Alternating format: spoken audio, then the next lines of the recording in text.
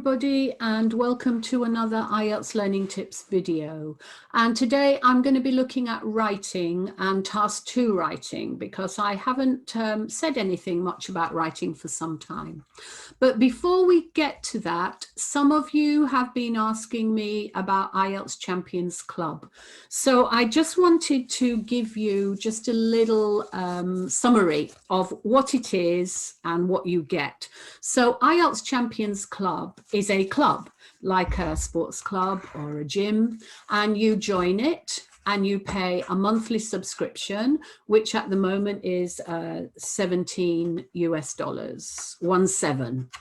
And what you get in IELTS Champions Club is you get a lesson every day about IELTS. So it will be about one question type, and we cover the whole exam.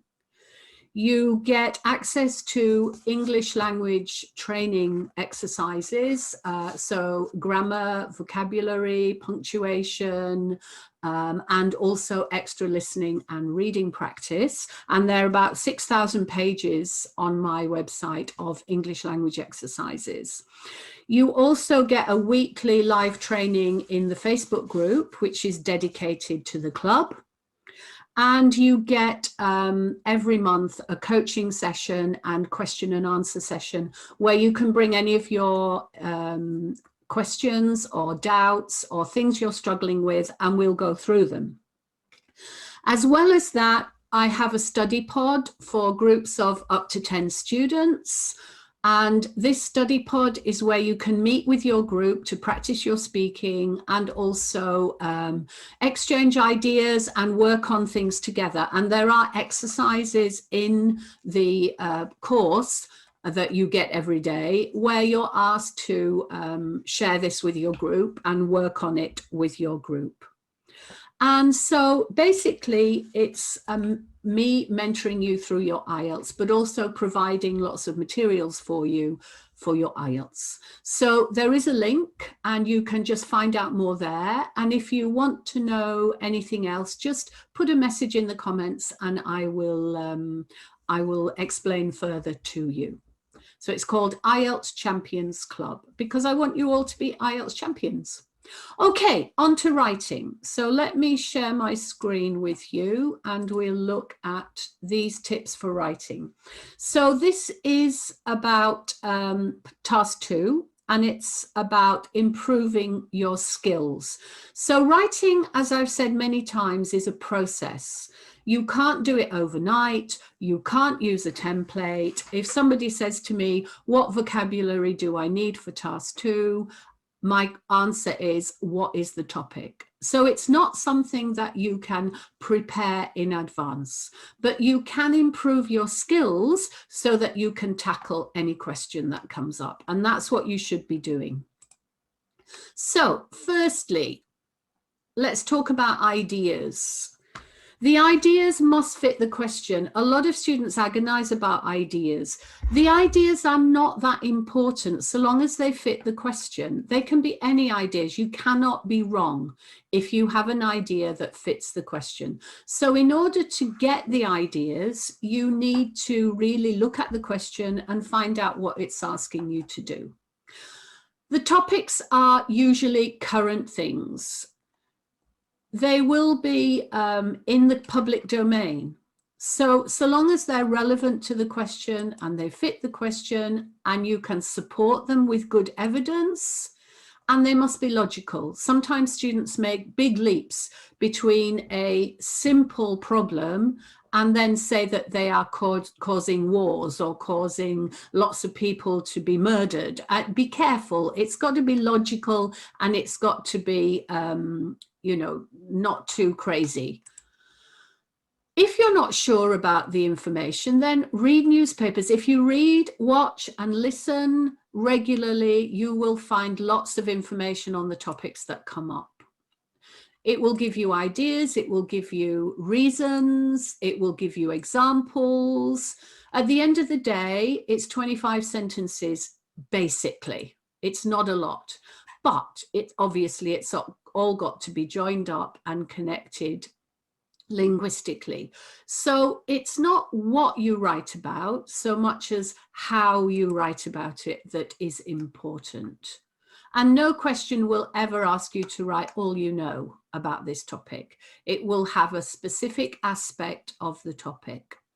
So you only need a couple of ideas and then lots of supporting evidence to persuade the examiner of your point of view. Okay, so here we go.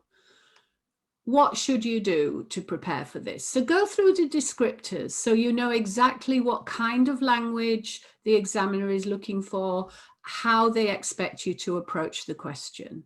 If there's anything in the descriptors you're not sure about, then you need to find out what it means.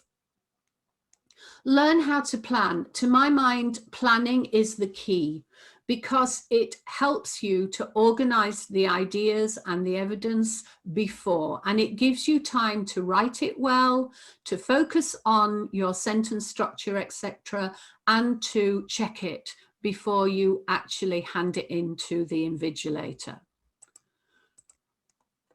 Make sure you can do all of these things: complex sentences, good linking words, and using them effectively. Lots of synonyms and different sentence structures to say the same thing in different ways, and good grammar.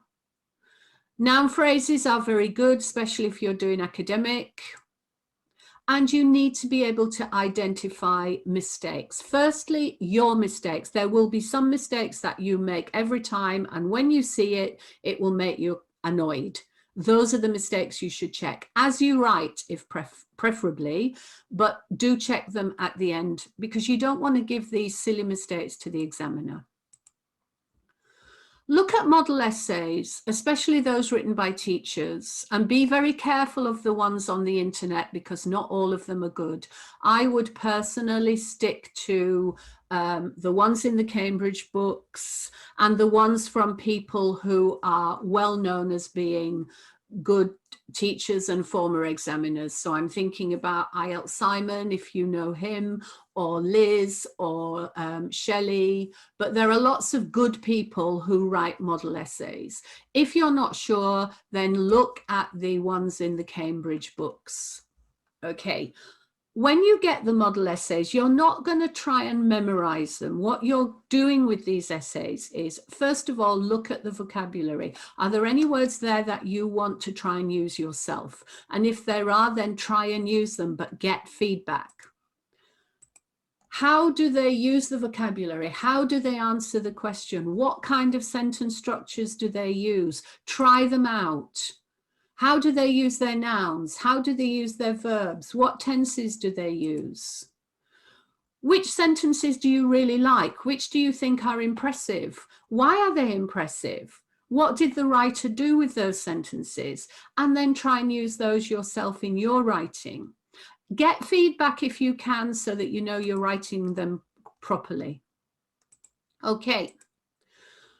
Now, learn how to check. The best way of checking your writing is to read it out loud, because when you read a piece of writing out loud, if there's a problem, it will make you stumble. And then you can have a look and say, oh, what's wrong with that? It didn't quite sound correct.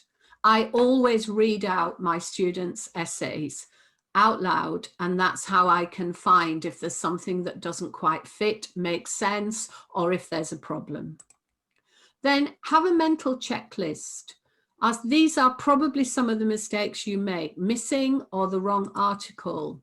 Subject-verb agreement, very common. Prepositions, many students make mistakes with prepositions. Maybe you're not sure always of tenses. If you have this mental checklist of the things that you make mistakes with, you should check those first. And then look at other things. Try and read it in your head. Reading out loud as you practice will get you used to reading it well. And so in the exam, obviously, you can't read it out loud, but it will get you used to doing it so you can read it in your head. And then make sure that you don't send silly mistakes to the examiner. So if you're not practicing all these things, you should be if you want to get band 7 and 8. Okay, so thank you for watching, and I'll see you on the next video. And don't forget, if you want to know about IELTS Champions Club, follow the link or put a comment in the box and I'll give you more information.